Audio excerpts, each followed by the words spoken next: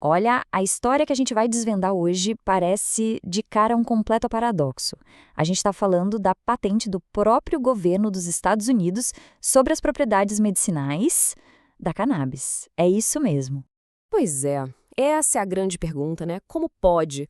A gente sabe que, lá em nível federal, a cannabis é vista como uma substância de categoria 1.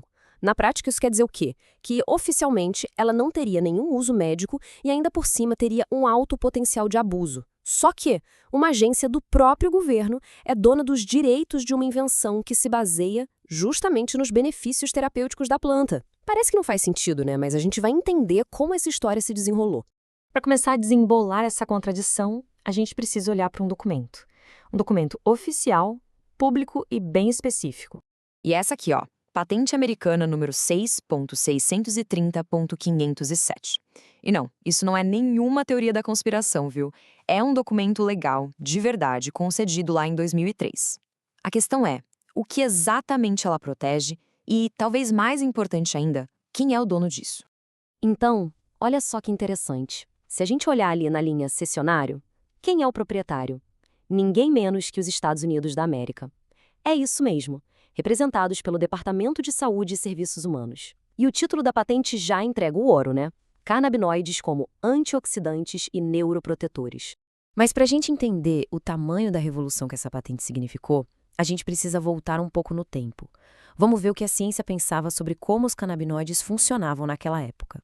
Bem, a visão da época era toda focada nos receptores canabinoides do cérebro. O THC, que é o composto psicoativo que todo mundo conhece, se liga nesses receptores. Então, a ideia era que qualquer proteção para os neurônios viria dessa ligação. Já o CBD, famoso justamente por não ser psicoativo, não se liga direito nesses mesmos receptores. Então, pela lógica da época, e a própria patente diz isso, o CBD era meio que descartado, sabe? Simplesmente não era considerado um agente neuroprotetor útil. Era basicamente fim de papo para ele. Só que aí, pesquisadores do próprio governo, lá no Instituto Nacional de Saúde, fizeram uma descoberta que virou completamente o jogo. E essa citação aqui, que vem direto do resumo da patente, mostra bem essa virada de chave. A palavra mais importante aqui é surpreendentemente. Eles acharam um mecanismo de ação totalmente novo, uma coisa que não tinha nada a ver com os receptores que todo mundo estudava, nem com os efeitos psicoativos. O segredo estava em outra propriedade. E essa propriedade serve para combater um problema chamado estresse oxidativo. Esse é um conceito super importante para entender um monte de doenças. Pensa nele como se fosse uma ferrugem celular. Os radicais livres são umas moléculas meio doidas, instáveis, que vão danificando nossas células, principalmente as do cérebro. Isso acontece muito em situações como um derrame ou em doenças degenerativas. E qual é a solução para essa ferrugem? É um antioxidante. Ele funciona como se fosse um protetor contra a ferrugem das nossas células, sabe? Ele vai lá, neutraliza os radicais livres e para o estrago. E a grande sacada da patente é justamente essa. Os canabinoides são antioxidantes e muito potentes. Então, o ponto central, o pulo do gato, é esse aqui.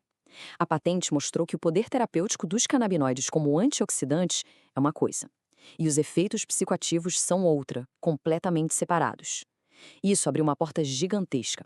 De repente, se tornou possível ter o benefício medicinal sem a parte psicoativa. Era só usar compostos como CBD. Claro que uma afirmação dessas, tão forte, precisa de prova, né? E a patente entrega as provas, com dados bem detalhados. Então vamos mergulhar um pouco nos experimentos para ver o que eles realmente encontraram. Olha só esse gráfico. Ele é baseado nos dados da própria patente. E é impressionante. Aqui eles compararam a capacidade do CBD de proteger os neurônios com a de dois antioxidantes que todo mundo conhece, a vitamina C e a vitamina E. E o resultado? O canabidiol foi, e a palavra que eles usam é significativamente mais protetor do que os dois. E não foi por pouco, não.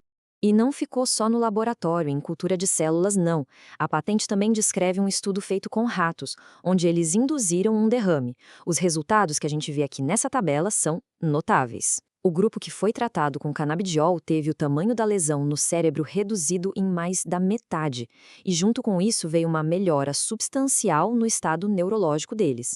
Bem, com evidências tão fortes assim, tanto no laboratório quanto em animais, a patente começa a desenhar um futuro com implicações médicas gigantescas para essa descoberta. O que a patente diz é que esses compostos podem ser úteis no tratamento de uma ampla variedade de doenças associadas à oxidação. E a lista que eles dão é enorme, olha só. Desde limitar o dano neurológico de derrames e traumas, até ajudar no tratamento de doenças como Alzheimer, Parkinson, demência por HIV e vai além, incluindo doenças inflamatórias, autoimunes e até infarto. E aqui está o grande trunfo dos canabinoides não psicoativos, como o CBD. A patente deixa bem claro que eles evitam a toxicidade e os efeitos colaterais graves que aparecem quando se usa doses altas de compostos psicoativos. O que isso quer dizer na prática? Que eles podem ser usados em doses terapêuticas muito maiores e, por isso mesmo, muito mais eficazes. E aí a gente chega de volta no coração do paradoxo. Se essa patente foi registrada há mais de 20 anos, o que a existência dela significa para o futuro da medicina? Quer dizer, por que um governo teria uma patente sobre os benefícios de uma planta que, ao mesmo tempo, ele classifica como perigosa e sem valor terapêutico? A situação é a seguinte: quando uma pesquisa financiada pelo governo leva a uma invenção, eles podem patentear para, em teoria, licenciar isso e trazer o benefício para todo mundo. O problema é que a classificação da cannabis como substâncias de categoria 1 cria um muro regulatório quase impossível de pular. Esse muro acaba sufocando justamente a pesquisa e o desenvolvimento que a patente deveria incentivar. E é isso que nos deixa com a pergunta final, uma pergunta que ecoa há mais de 2 décadas. Se a própria ciência do governo já provou esse potencial terapêutico todo, o que falta para a gente derrubar as barreiras que impedem essa ciência de se transformar de verdade em medicina?